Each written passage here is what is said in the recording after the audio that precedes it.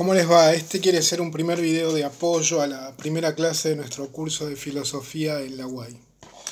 Nosotros en la primera clase presentamos el programa. Dijimos que nos íbamos a ocupar de determinados problemas filosóficos. Tratamos de definir problemas filosóficos, como aquel problema que no tenía solución o tenía más de una solución, lo cual era equivalente a pensar que no la tenía. Dijimos además que esos problemas filosóficos tenían como soluciones antitéticas, opuestas a determinados compromisos metafísicos, es decir, supuestos, presupuestos que uno debe hacer para mirar el problema de un modo o de otro. Dijimos además, y para esto nos sirvió toda esa definición, que en nuestro curso nos íbamos a ocupar de los problemas filosóficos que tienen como soluciones, es decir, como compromisos metafísicos, a los compromisos metafísicos típicos de las teorías de la psicología. Eso surgió de pensar, de decir, que en realidad debajo de toda teoría científica, actuando como su supuesto, como su presupuesto, existe algo que llamamos los compromisos metafísicos de la teoría, es decir, unas suposiciones, unos supuestos muy generales acerca de la realidad que son anteriores a la teoría y que son condición de posibilidad de la teoría, es decir, tales que si uno no supone, no los presupone, ni siquiera tiene sentido, ni siquiera hay la posibilidad de construir una teoría sobre el aspecto de la realidad en cuestión. ¿Se entiende? Antes de construir una teoría científica hay que suponer cuestiones que no son científicas, que son metafísicas, que son sus compromisos metafísicos.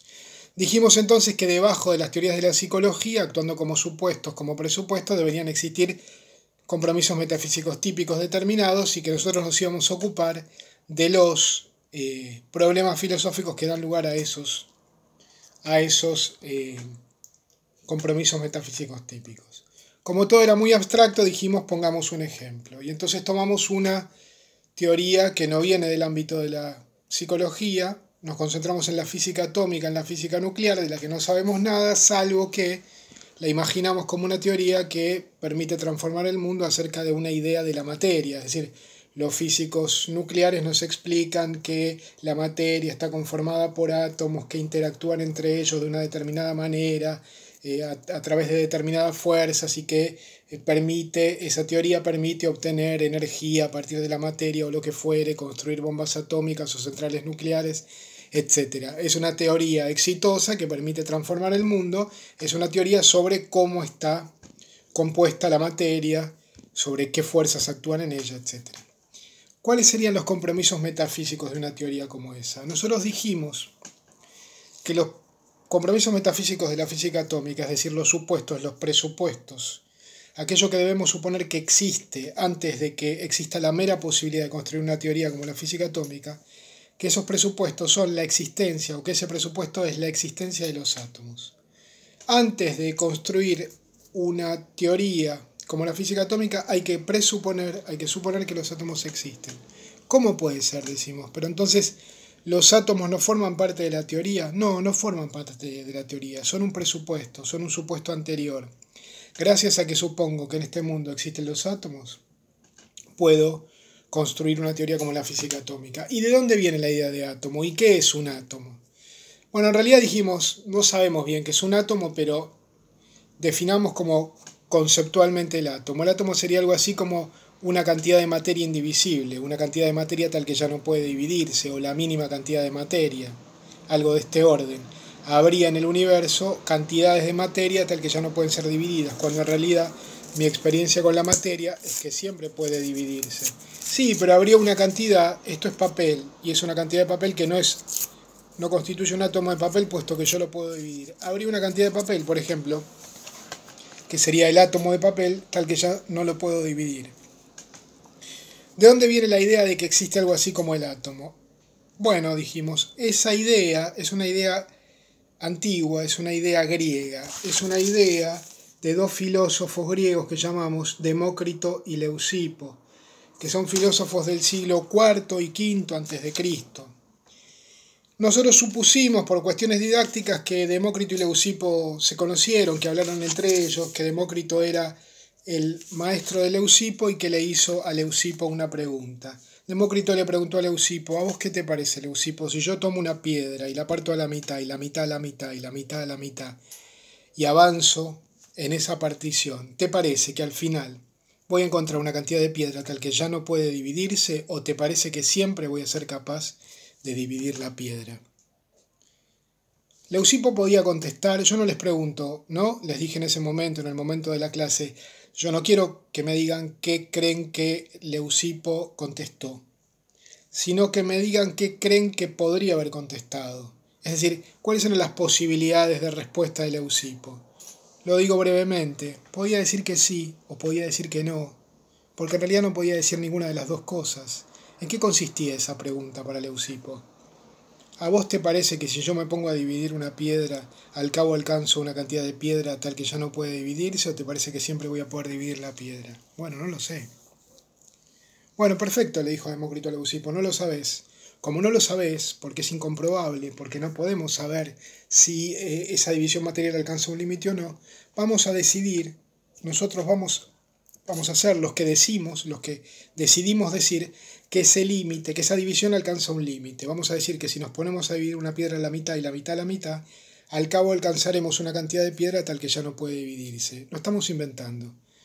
Tanto estamos inventando que le vamos a poner un nombre a esa cantidad de piedra. La vamos a llamar átomo de piedra. Es decir, átomo. Lo que no tiene tomos, lo que no tiene partes. Y esta es una cuestión puramente metafísica, es decir, no pertenece al ámbito de la física, no pertenece al ámbito del mundo. La física ahí es una metáfora. No podemos ver, oír, ni tocar, ni comprobar la existencia de los átomos, solo podemos suponerla, presuponerla. Bueno, ¿y todo eso para qué sirve?, le habrá preguntado Demócrito a Leucipo. Bueno, este es el aspecto metafísico de la cuestión, ¿te das cuenta? Hemos inventado un concepto, la idea de que en el mundo existen los átomos, cantidades de materia indivisibles.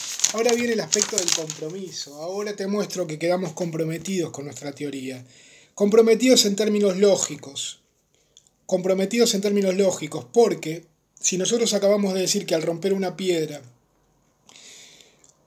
encontrábamos un átomo, alcanzábamos un átomo, que la partición de una piedra alcanza un átomo, lo que estamos diciendo es que la piedra estaba formada por átomos.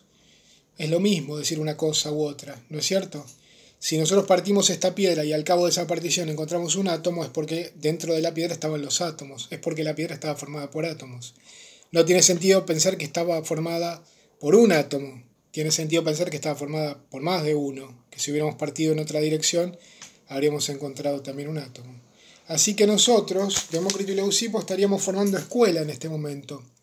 Seríamos los atomistas, los tipos que dicen que en este mundo la división material alcanza un límite, llamamos a ese límite átomo y decimos que la materia está formada por átomos. Ahora fíjate lo que nos pasa. Entre dos de estos átomos, ¿qué hay? ¿Qué decimos que hay? Si nosotros decimos que entre dos de estos átomos hay piedra, que entre dos de estos átomos de piedra hay piedra, nosotros somos al mismo tiempo los atomistas, los que dicen que la piedra está formada por átomos. Entonces, si miráramos como con lupa una parte o el espacio entre dos átomos y nos preguntáramos de qué está formada este espacio entre dos átomos y dijéramos, bueno, está formado de piedra, nosotros somos los tipos que decimos que la piedra está formada por átomos y entre dos de estos átomos debería haber piedra, porque es lo que acabamos de decir, que entre los átomos hay piedra, y si hay piedra, la piedra está formada por átomos, pero entre dos de estos átomos hay piedra, etcétera, su ruta, vamos al infinito. De repente, si decimos que entre dos átomos hay piedra, nos aparecen infinitos átomos. Nos aparece la idea un poco incongruente de que cualquier piedra está formada por infinitos átomos. Este infinito que aparece acá nos hace pensar que pensamos algo equivocadamente, que algo no pensamos bien. ¿Qué es lo que no pensamos bien? ¿Dónde aparece el infinito? Apareció el infinito cuando dijimos que entre dos átomos de piedra había piedra. Eso nos llevó a pensar que cualquier piedra estaba conformada por infinitos átomos. Entonces debemos decir que entre dos debemos parar ese infinito. Cuando aparece un infinito es porque de alguna manera hay algo que no está siendo bien pensado. debemos detener ese infinito diciendo que entre dos átomos de piedra no hay piedra. ¿Y qué hay?, le habrá preguntado Leucipo a Demócrito. No lo sé, dijo Demócrito, salvo esto, salvo que sé esto. Entre dos átomos de piedra no hay piedra, hay no piedra. Porque si pongo piedra me vienen los átomos infinitos. ¿Y qué es la no piedra?, le habrá dicho Leucipo a Demócrito. La no piedra es un concepto que acabo de inventar. Le voy a poner un nombre para ser más elegante, para ser más misterioso. Lo voy a llamar vacío. Voy a llamar vacío a la falta de piedra, a la no piedra. Y entonces te muestro cómo hemos quedado comprometidos metafísicamente con nuestro modo de ver el mundo. Nosotros somos Demócrito y Leucipo, los tipos que dicen que en este mundo la división material alcanza un límite. A ese límite lo llaman átomo, porque no tiene partes.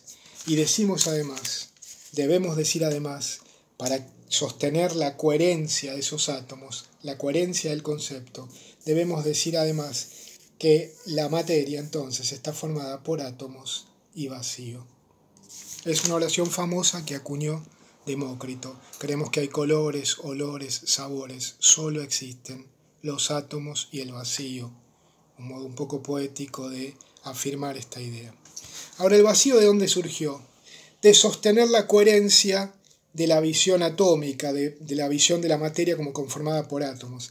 Ese es el aspecto del compromiso en el compromiso metafísico. Una cuestión es la metafísica y otra es que cuando uno supone una cierta metafísica, una cierta idea metafísica, sostener esa idea metafísica supone quedar comprometido con ella y con otras ideas que pueden ir surgiendo. Por ejemplo, el vacío para sostener los átomos. ¿Cuál sería el compromiso metafísico de una teoría como la física atómica? ¿Qué es lo que debo suponer que existe antes de ponerme a construir una teoría como la física atómica? Los átomos y el vacío.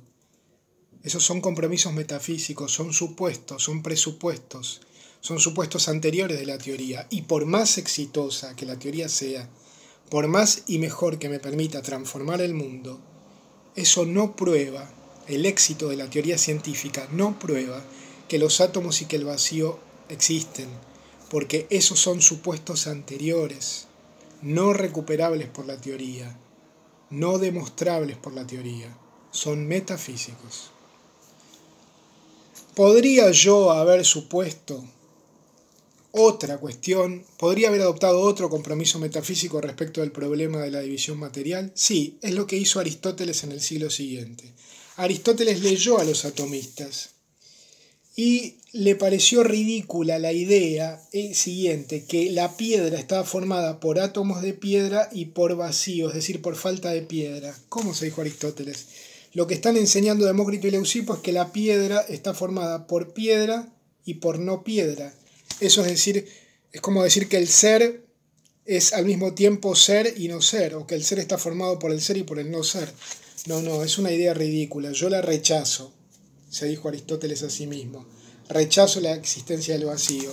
Como además era inteligente Aristóteles, encontró argumentos para probar o para rechazar la idea del vacío. Aristóteles se dijo, fíjense, si como dicen Demócrito y Leucipo, la piedra estuviera formada por átomos y vacío, yo podría acuchillar la piedra, porque la hoja del cuchillo encontraría su camino a través del vacío desplazando a los átomos. Como yo no puedo acuchillar la piedra no está formada por vacío, el vacío no existe, entonces no existen los átomos.